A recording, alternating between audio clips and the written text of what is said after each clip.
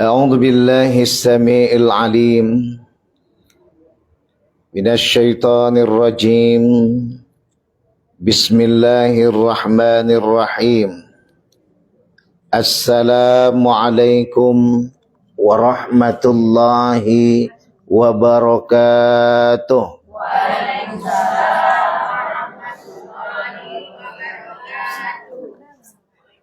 Waalaikumsalam warahmatullahi wabarakatuh. Alhamdulillah wa syukru lillah wassalatu wassalamu ala rasulillah Sayyidina Muhammadin wa mawalah. Ashhadu an la ilaha illallah wahdahu la syarikalah wa ashhadu anna Muhammadan abduhu wa rasuluh la nabiyya ba'dah. Rabbishrah li sadri wa yassir li amri wahlul 'uqdatam min lisani yafqahu qawli amma ba'd. Wa qala Allah ta'ala fi kitabil karim fi suratil 'asr. A'udzu billahi minasy syaithanir rajim. Bismillahirrahmanirrahim. Wal 'asr innal insana lafi khusr illal ladzina amanu wa 'amilus solihati wa tawasaw bil haqq wa tawasaw bis sabr. Wa qala kadzalika fi surati An-Nisa fi ayati 79. Wa qala Allah Ta'ala Bismillahirrahmanirrahim. Ma asabaka min hasanatin faminallah wa ma asabaka min sayyi'atin famin nafsik. Sadaqallahul azim. Wa sadaqar rasulun nabil karim. Wa nahnu ala dhalika minasyahidin wasyakirin. Walhamdulillahi rabbil alamin. Bunda sekalian yang dirahmati oleh Allah, khususnya keluarga ahli musibah di rumah yang bertuah ini, semoga Allah memberikan rahmah selalu kepada keluarga ahli musibah semuanya dan kita juga, amin ya rabbal alamin. Puja dan puji syukur kita limpahkan kehadirat Allah subhanahu wa ta'ala. Pada kesempatan berbahagia ini, meskipun nuansa begitu menyakitkan, baru beberapa hari kita dilewatkan dengan peristiwa yang sangat menyedihkan, kepergian orang yang kita cinta, yang selama ini bersama kita. Tapi suatu kenyataan yang tak bisa ditolak oleh kehidupan kita, karena itulah kebenaran yang sesungguhnya. Maka kata kunci utama untuk mengembalikan suasana agar senantiasa dalam posisi stabil iman kita, hati kita, dan akal selalu memberikan curahan yang penuh dengan pikiran yang bersahaja, sehingga kita bisa selalu menerima kenyataan yang ada. Kata kunci utama yang harus dikembalikan adalah inna lillahi wa inna ilaihi raji'un. Inilah yang dibagikan oleh baginda besar Nabi Muhammad sallallahu alaihi wasallam. Maka kepada beliau kita ucapkan selawat dan salam pada baginda besar Nabi Muhammad sallallahu alaihi wasallam. Bunda yang dirahmati oleh Allah, ternyata musibah itu bukan hanya penderitaan saja.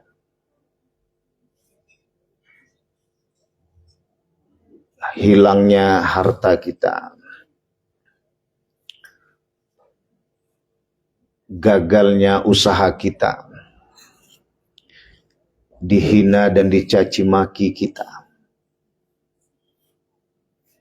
Apalagi penderitaan yang luar biasa ketika orang yang kita cinta, yang telah membesarkan kita, apalagi melahirkan kita, bersama dengan kita, meninggalkan diri kita dari muka dunia, itu adalah penderitaan yang luar biasa, yang sungguh dengan bahasa normalnya tidak ada satupun yang mampu untuk menyiapkan keluarganya agar ia berpisah demi harta yang lainnya. Artinya, ia rela untuk mendapatkan harta dan jabatan asal salah satu atau salah seorang keluarganya meninggal dunia dari kehidupannya, berpisah, tidak lagi bersama. Tidak ada. Apalagi ketika kita ditinggalkan oleh anak yang kita cinta. Apa guna kita mencari kerja? Kita punya gaji yang luar biasa. Ternyata anak kita tak bersama kita. Inilah orang-orang yang jauh dari Allah, rela untuk mendapatkan harta ditumbalkannya anaknya dengan melakukan pesugihan. Maka kajian rasio ini, kajian akal ini kita sampaikan agar kita berpikir tuh. Yang dimaksud dengan Qul huwallahu ahad. Katakanlah Allah itu Esa. Allah itu segala-galanya. Jadi tidak ada yang segala-galanya kecuali Allah. Kenapa?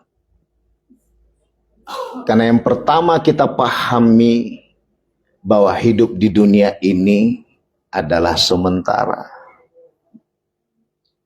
Bukan kekal itu. Asiknya kalau udah ceramah sama oma-oma nih, pasti ada keluar terbang itu lembaran biru, lembaran merah, ya kan? Iya, teman-teman medsos sekalian. Saya lagi siaran langsung di FB nih, FB Pro. Bunda yang dirahmati oleh Allah. Sampai mana kajian kita tadi, Bu? Lupa. Gara-gara terbang tadi. Terbang lembaran biru tadi, jadi lupa kajian saya tadi. Nah, orang yang enggak beriman ataupun orang yang kurang iman sehingga dikalahkan oleh nafsunya, ini yang dalam ceramah saya sebelum-sebelumnya itu saya sebut mereka lah orang-orang yang berimamkan dengan nafsu. Sehingga akalnya dia gunakan untuk memenuhi nafsunya, syahwatnya. Makanya ibu-ibu kadang nggak bingung itu, bukan kaget itu ibu-ibu tuh.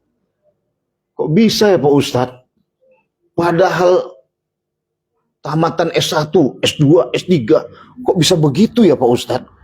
Kok bisa ya Pak Ustadz? Padahal udah bolak-balik ke Mekah, kok gitu ya Pak Ustadz? Kok bisa ya Pak Ustadz? Padahal bla bla bla bla bla bla bla. Kenapa? Akal dia punya ada, tapi dia menjadikan akalnya itu jemaah atau makmum buat nafsunya, yang dimana setan selalu menjadikan nafsu itu tempat ruang yang luas menggoda kita. Kalau ruangan itu kita tutup, nafsu tadi kita tutup, sehingga tidak ada celah setan tadi untuk menggoda. Karena kita telah mengimamkan hati. Karena hati inilah bahasa Syekh Abdul Qadir Jailani sebagai Ka'bahnya diri kita. Dan Syekh Abdul Wahab Asy-Sya'rani di dalam bukunya Fathul Mubin menyatakan, kiblatilah hatimu di dalam dirimu. Kalau Syekh Abdul Qadir Jailani dalam tafsir Jailaninya menjelaskan dengan Quran surat Al-Baqarah 238, hafidhu ala sholawati wa sholatil wusta. Jagalah 5 waktu sholatmu itu dan hatimu,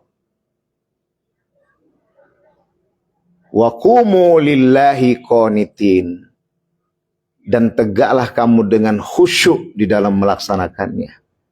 Makanya banyak kadang kita sholat ini tak khusyuk karena hati kita tak kita jaga. Maka Syekh Abdul Qadir Jailani mengatakan sholatul wusta itu adalah hati. Dijagalah hati itu. Maka dalam hal ini tetapkanlah bahwa ketika kita mengimamkan hati kita, akal ini akan sadar keberadaannya sebagai Iqra bismi rabbikal ladzi khalaq. Bacalah dengan nama Tuhanmu apa-apa yang telah diciptakan. Maka tadi yang kita pahami bahwa pahamlah kita ketika timpa musibah itu kepada diri kita, maka di saat itu yang kita kembali pada kenyataan yang sesungguhnya adalah dunia ini sementara. Maka untuk memahami dan mengendalikan dunia ini adalah sementara, maka pahamilah dengan seksama apa tujuan kita diciptakan di muka bumi ini sesungguhnya. Apalagi kalau bukan menyembah Allah. Jadi ibu jangan bolong-bolong lagi sholatnya. Kalau udah tak bolong lagi sholatnya, jangan lagi ibu tak jaga hatinya.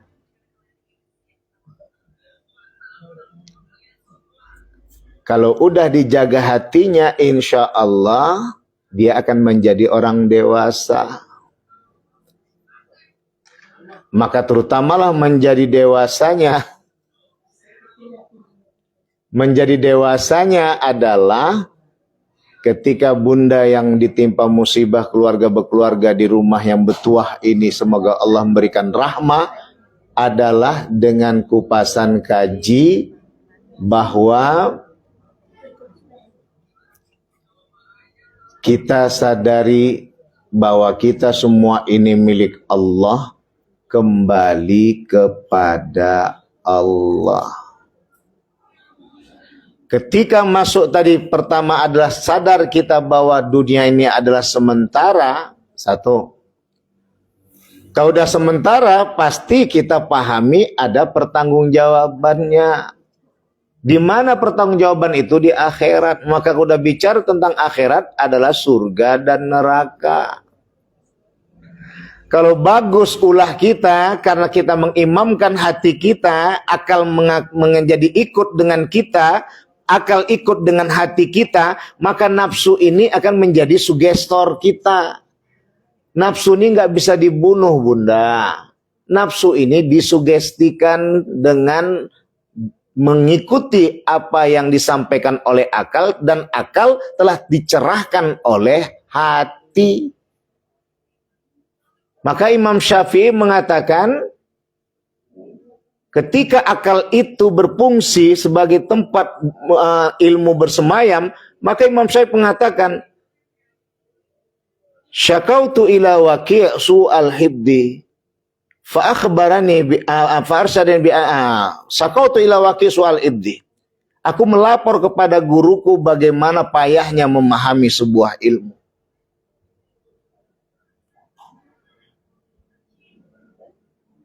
Maka apa dilanjutkan tadi? Dikabarkanlah kepadaku bahwa ilmu itu cahaya. Fa akhbarani bi annal ilma nurun. Wa nurullah la yuhdalil 'asi. Bahwa ilmu itu adalah cahaya itu. Jadi kalau bunda sudah mengaji, kita sudah ikut pengajian, itu kita dapat ilmu, pasti bersemayamnya di hati itu. Di hati inilah nanti yang selalu berkawan dengan Allah, karena hati ini wadahnya cahaya Allah. Maka akal itulah tadi fa'arsadani dan ditunjukkan kepadaku kepada ilmu itu. Maka disempatkanlah kepada kita pemahaman bahwa wa nurullah la yuhda lil 'asi. Cahaya Allah itu tidak akan dibagikan, karena ilmu itu cahaya, Bun. Ilmu itu cahaya. Jadi kalau udah ada kajian ilmu yang tidak mendatangkan cahaya, itu bukan ilmu namanya. itu adalah pengetahuan yang membuat kita menjadi emosi. Yang akhirnya kita berbuat, ya terima kasih Bun. Akhirnya kita berbuat maksiat. Berupa apa? Berupa pertengkaran, pertikaian, keributan. Dan kalau ilmu itu datang, maka dia akan menyetop hal-hal kemaksiatan itu. Maka kemaksiatan di dalam menerima penderitaan musibah yang sangat besar ini adalah meninggalnya orang yang kita cintai, adalah ketika kita tidak ikhlas kepergian almarhumah. Kepergian ibunda kita. Maka kenapa? Karena bisa nanti masuk kaji kepada menuhankan selain Allah. Maka Rasulullah ketika menganjurkan kita, disunnahkan kita untuk melihat wajah jenazah, dibukalah tadi kain yang menutup wajah jenazah. Ya apa ibu nanti begaduh, tutup, buka kawan itu lagi, tutup, buka kawan lagi, tutup, begaduh pula gara-gara buka tutup. Padahal disunahkan Rasulullah untuk membuka, kita lihat wajah beliau, yang kita bayangkan adalah kita yang tidur di atas pembaringan itu. Mutu qabla antamutu. Matilah kita semua sebelum kita mati. Kalau di sini memang harfunya itu kepada domir anta, tapi kita terjemahkan kita semua. Kalau dalam terjemahannya itu matilah engkau sebelum engkau mati, itu sebenarnya. Ya. Kalau sudah kita melihat jenazah tadi meninggal dunia, kita bayang kita sudah meninggal dunia, kita nggak akan berani lagi membuat macam-macam selama hidup di dunia. Terima kasih Kak aja lupa Wak. Amin ya Rabbal. Tahun 2028 sehat walafiat berangkat. Amin ya Rabbal. Amin. Bunda sekalian yang dirahmati oleh Allah. Maka kupasan inilah yang dikembalikan bahwa musibah itu ternyata bukan penderitaan saja. Musibah yang terdahsyat menurut Ustaz Sapria Andi adalah kebahagiaan. Kalau meninggal tadi musibah penderitaan, masih banyak orang yang menyerang. Memang gila tuh orang katanya kan. Masa emak-emaknya meninggal sombong lantamnya luar biasa. Memang tak ada. Walaupun orang bercakap belakang. Tapi kalau yang kebahagiaan tadi, musibah tadi nih apa? Udah tak berani aku, dia orang kaya, punya kuasa, apalagi dibuat. Inilah kenapa saya bilang musibah yang paling bahaya itu adalah kebahagiaan. Dikala ia bahagia, ia tak tahu bersyukur dan sombong. Jadi musibah itu ada dua kata Allah, ya. Ma asobaka min hasanatin fa minallah. Apa-apa yang menimpamu berupa kebahagiaan itu adalah musibah. Yang kedua adalah wa ma asobaka min sayyi'atin fa min nafsik, dan apa-apa yang menimpamu berupa keburukan itu yang kedua, tapi itu semua datang karena ulah kita sendiri.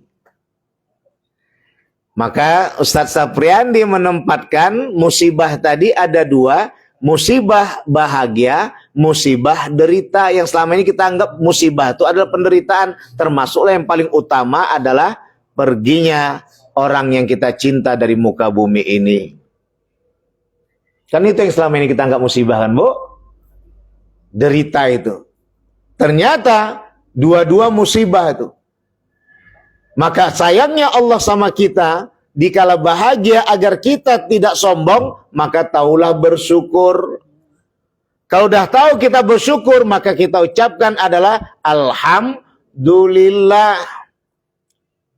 Ketika datang tadi berupa penderitaan, usaha tak jadi, gagal, anak tak dapat PNS jadi ASN, kemudian suami pergi pula tak kembali, orang yang kita cintai meninggal dunia, betapa sakit hati ini. Lumrah.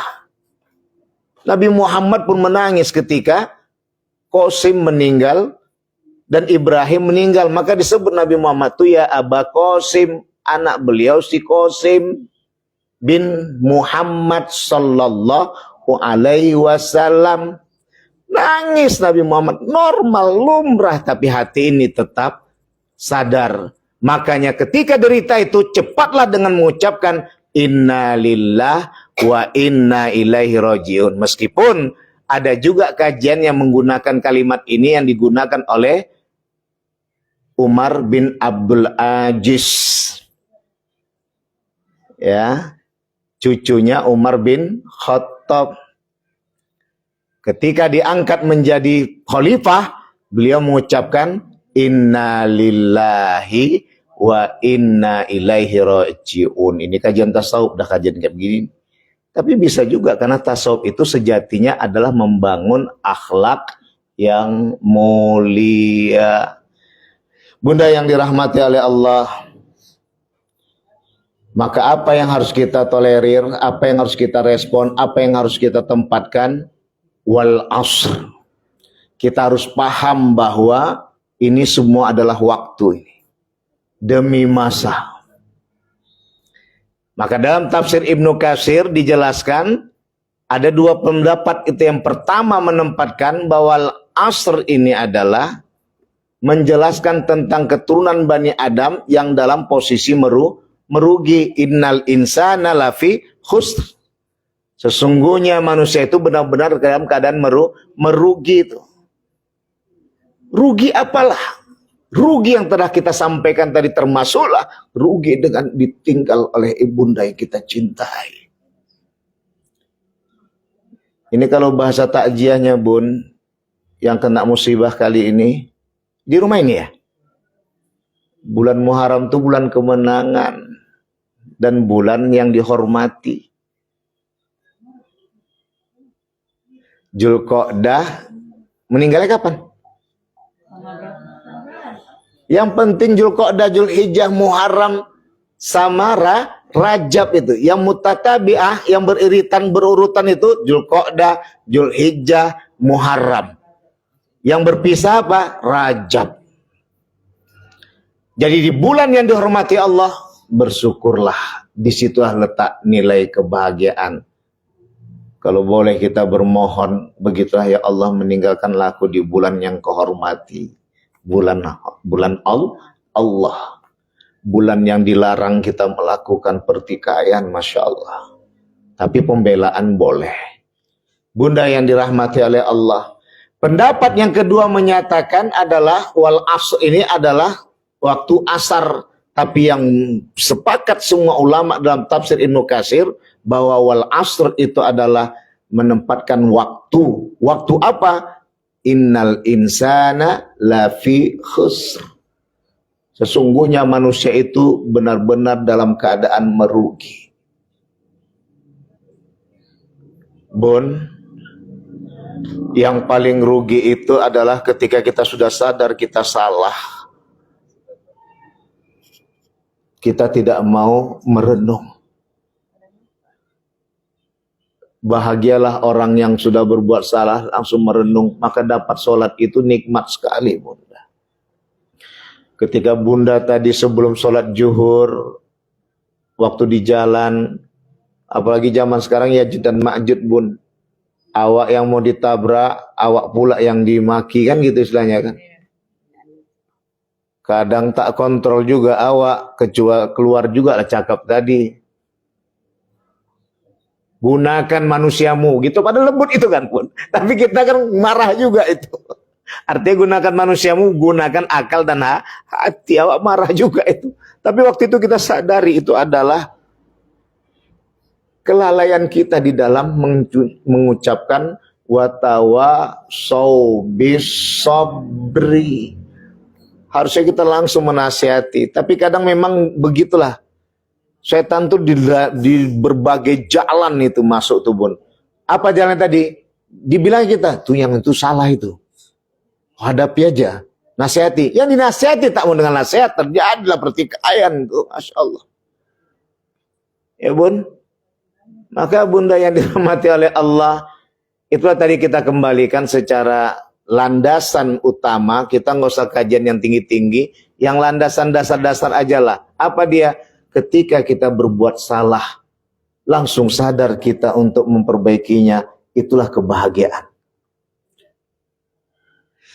Jangan langsung kita terlena. Ingat bun, jendela kaca itu kalau sudah nodanya bertitik-titik, tadi lap-lap, udahlah payahlah itu. Kalau zaman dulu masih pandai lah bunda tadi, kertas koran tuh lah yang dia hilang alhamdulillah. Sekarang udah mana lagi kertas koran? Koran medsos lah. Ya bun, koran medsos lah yang dijadikan, masya Allah. Maka dalam hal ini ditempatkan, ini silau juga, ini di mana? Oh gini ya. Iya, karena ngadap sini saya kan. Ya. Jadi inilah kajian yang kita tempatkan. Kalau sekarang nggak sabar-sabar orang, malas lagi mencari koran payah, ya kan? Akhirnya apa? Pakai batu lah, lepet pecahkannya terus, atau ganti baru. Kalau dulu masya Allah tabarakallah. Illal ladina amanu, maka kata tafsir Ibnu Katsir di sini ada 4 yang harus kita gunakan agar kita tidak merugi. Yang pertama adalah keimanan itu. Orang yang beriman itu dipadukan adalah syukur dan sabar. Iman itu perpaduan pernikahan antara Pak Syukur sama Bu Sabaria. Maka lahirlah Naiman. Iya. Kalau nikah tadi Pak Iman sama Bu Piki, lahirlah nak tasawuf. Ya. Pak Tauhid sama Bu Piki nikah, lahir nak tasawuf. Ya, kalau ini Pak Iman, Pak Syukur sama Bu Sabaria menikah, lahirlah nak iman. Karena hakikat keimanan itu adalah syukur dan sabar. Cukup, kurang. Ketika sudah keimanan itu datang, maka kembangkanlah yang kedua, wa amilus sholihat. Berbuatlah hal-hal yang dapat melakukan perombakan tuh, perbaikan tuh. Ya bunda, sekarang masya Allah tuh. Orang sekarang masya Allah macam-macam itu. Ya, itu di medsos bun, medsos. Iklannya pun berserak di medsos bun. Pakai yang jilbabnya nanti kan. Ya, rupanya dijualnya tadi pakaiannya tadi yang ngepas. Pernah saya langsung komen itu. Mengapa mbak harus pakai jilbab? Gak usah pakai jilbab, kenapa kalau udah pas-pasan kayak gitu? Jangan bawa jilbab itu, jelekkan agama itu. Memang udah disetting itu. Sekarang yang nggak pakai jilbab, bagus sekali akhlaknya, udah bagus. Ini teringat saya ketika abad ke-16 tahun 1500 itu. Di mana antara di saat Islam datang dengan amal solehnya, datang juga lah waktu itu Hindu dengan lakon prakteknya itu. Sama-sama membawa kajian yang widi, bertuhankan kepada Tuhan yang satu. Ya ini nggak usah bahas sekali nanti teman-teman medsos sensitif nih. Maka dalam hal ini penempatan kaji kenapa? Sebenarnya nggak ada masalah kita, karena mereka semua mengaku adalah Tuhan yang esa. Permasalahannya kita tidak mengesakan Allah dengan mempraktekkan dengan diri kita, dengan kita lakoni sehari-hari kita dengan menuhankan Allah yang Maha Esa itu. Kalau tak percaya bunda nanti tengok nanti pemilihan anggota dewan sama wali kota dan bupati dan gubernur, semua calon ada ustadznya.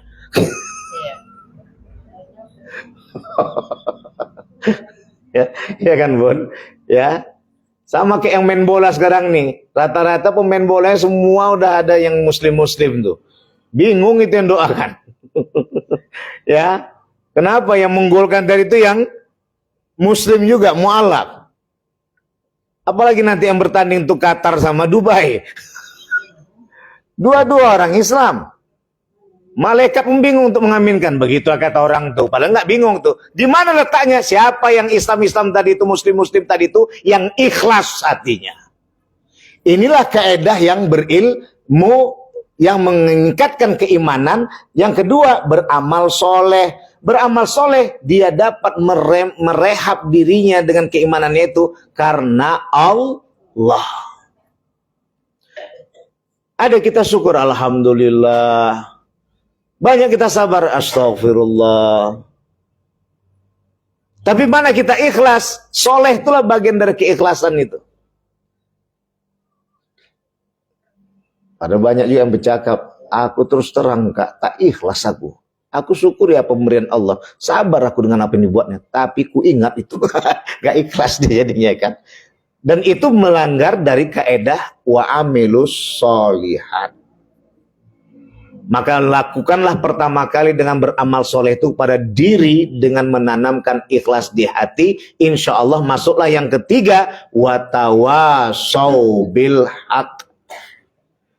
Almarhumah bunda yang kita sayangi itu sudah kebenaran, mati itu adalah benar. Al-mautul haq, mati itu benar, itu nggak bisa. Kullu nafsin dha'iqatul maut. Semua yang bernyawa akan menghadapi kematian. Nggak ada, semuanya pasti mati itu. Ustaz Sapriandi mati, Joko Widodo mati, Pak Prabowo mati, Pak Amir Wali Kota Binjai mati, Pak Bobi mati itu nanti. Semua mati. Nggak ada yang nggak mati. Paling tidak, nggak akan mungkin selama-lamanya mereka menjadi presiden. Ustaz Sapriandi menjadi ustadz. Artinya apa? Ada masa tak bisa ceramah lagi. Kalau sudah datang Allah punya kehendak. Maka disitulah kita kembalikan bahwa sadar kita bahwa kita semua ini akan mati dan itu adalah kebenaran bunda.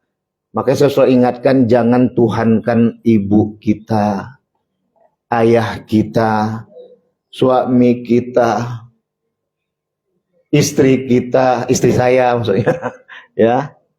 Masa ibu-ibu istri kita, ya, istri saya jangan tuhankan. Jangan tuhankan suami-suami bunda.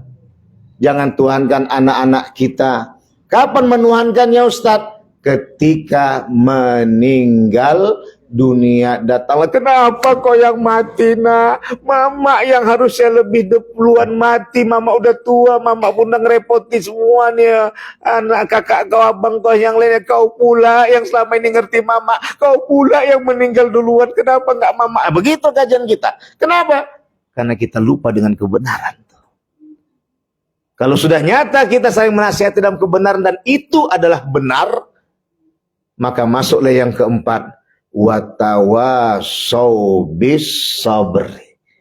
Maka sabar tadi makin mantap lagi dalam menasihati diri kita untuk dalam sabar itu. Maka ujungnya bunda, bahwa ternyata belasan puluhan tahun kita hidup di dunia dengan beragam triliunan hal-hal yang mempesona, membuat kita terpesona. Itu semua adalah ujian untuk kita mempertahankan satu saja bun. Tetapkah kita menuhankan Allah satu-satunya Tuhan? Maka harus bersabar. Bahasa sabar yang lain dengan kajian tawakal.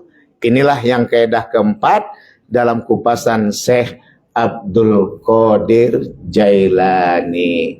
Mudah-mudahan kajian ini menyadarkan kita semua, mengingatkan kita dengan segalanya, dengan segala apa yang ada itu adalah kebenaran yang nyata, bahwa kita tak tahu entah siapa duluan nanti dipanggil Allah, entah Ustadz Sapriandi belakangan, ibu-ibu yang duluan.